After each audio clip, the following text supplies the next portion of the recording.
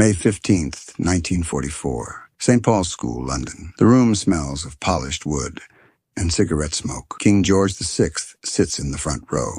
Winston Churchill leans forward, cigar unlit. Field Marshal Bernard Montgomery stands before a massive wall map of northern France, pointer in hand. He taps a small dot 6 miles inland from the coast. Caen. "Gentlemen," Montgomery says, "we will take the city by nightfall. June 6th. The audience nods. The plan is clear. Caen controls every major road running south into France. Without it, the invasion stalls. With it, British armor rolls toward Paris. Montgomery speaks with the certainty of a man who has never lost. But he is about to make a promise he cannot keep. June 6th, 1944. Sword Beach, Normandy. The 3rd British Infantry Division hits the sand at 7:25 a.m. Shells scream overhead. Men stumble through surf thick with oil and blood. By noon, the beach is secure. 6 miles to Caen. That's all. Major General Tom Rennie radios his tanks forward. The plan says they should be rolling through Caen's streets before dark. Armor will punch through. Infantry will follow. The hinge will open. But the tanks don't come. Not because they're destroyed, because they're still on the ships. Offloading a Sherman tank under artillery fire takes time. Organizing squadrons in the chaos of a beachhead takes longer. The planning assumptions were clean. The reality is not.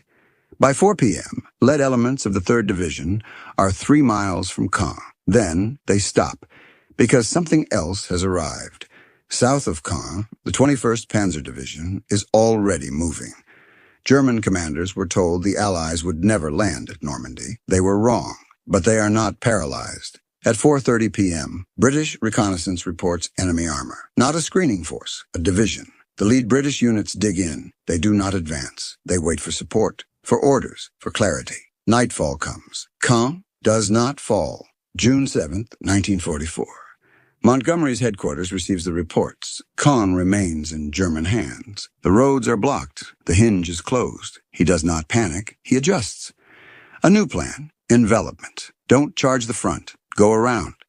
But on June 7th, the 12th SS Panzer Division Hitlerjugend arrives from the south, teenage fanatics, with Panther tanks and 88mm guns. On June 9th, the Panzer Lehr Division joins them. 3 armored divisions now anchor Caen.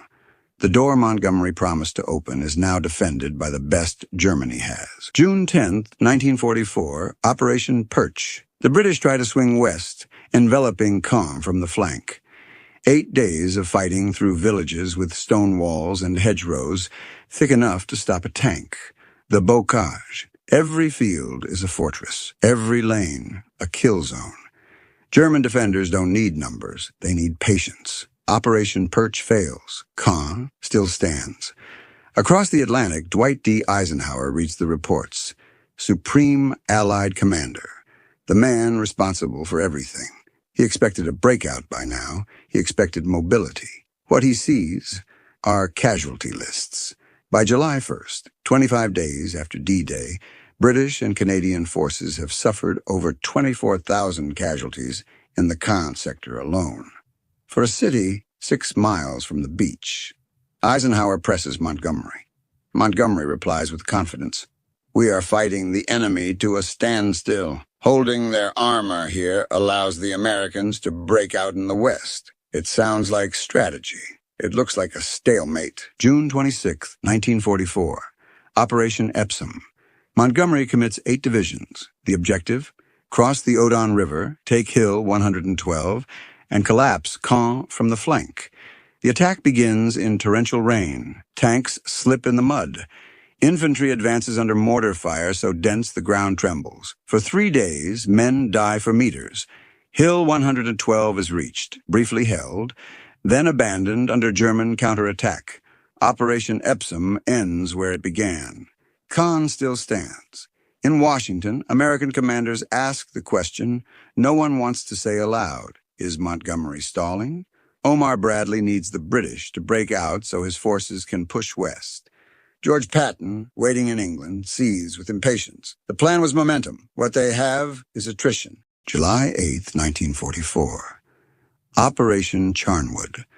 Montgomery orders a direct assault. No more maneuvering, no more finesse. 450 heavy bombers carpet the northern edge of Caen with 2,500 tons of explosives. The city disappears under smoke and fire. 3,000 French civilians die in their homes. British and Canadian infantry advance through the rubble, house by house, room by room. The Germans withdraw slowly, exacting a price for every street. Operation Charnwood captures the northern half of Caen, only the northern half. The southern districts remain in enemy hands. The roads remain blocked. The cost, 3,500 Allied casualties for half a city. July 18th, 1944. Operation Goodwood. Montgomery stakes everything on one final blow. 750 tanks, 3 armored divisions, 7,700 tons of bombs dropped in a single morning. The ground shakes. The sky turns black. This is not a battle. This is annihilation. British armor rolls forward across open fields toward Bourguebus Ridge. For 2 hours, it looks like victory. Then, the German guns open fire. 88mm anti-tank cannons hidden in the tree lines. Panthers in hull-down positions on the ridges. The British tanks advance into a killing field. They burn in rows. By evening, over 400 tanks are destroyed or disabled. The ridge is not taken. The breakout does not happen. Eisenhower visits Montgomery's headquarters the next day. The conversation is brief. Eisenhower does not shout. He does not need to. We need results. Montgomery nods.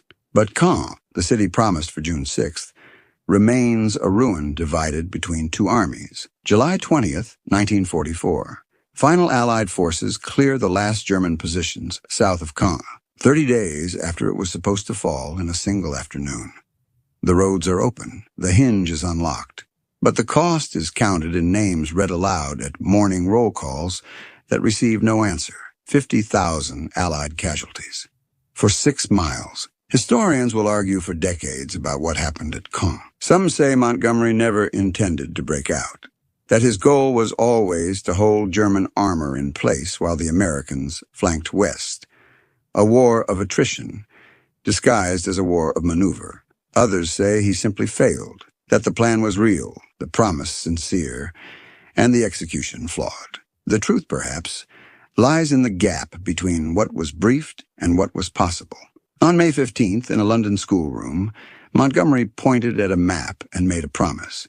6 miles. 1 day. It sounded achievable because maps are clean. But Normandy was not a map. It was hedgerows and rain and teenage soldiers with anti-tank guns who refused to run. It was tanks stuck on beaches and radios that didn't work and roads that turned to mud under the weight of 1,000 vehicles. War is not the plan.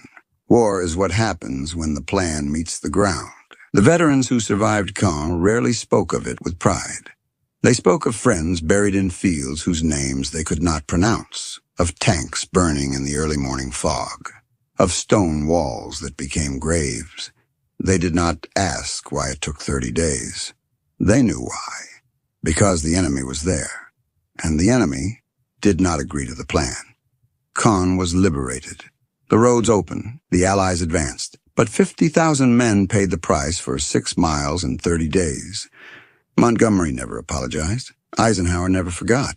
And the soldiers who walked through the ruins of Caen carried the weight of that delay for the rest of their lives. History remembers D-Day as a triumph. But Caen is the scar that reminds us victory is never as clean as the briefing suggests.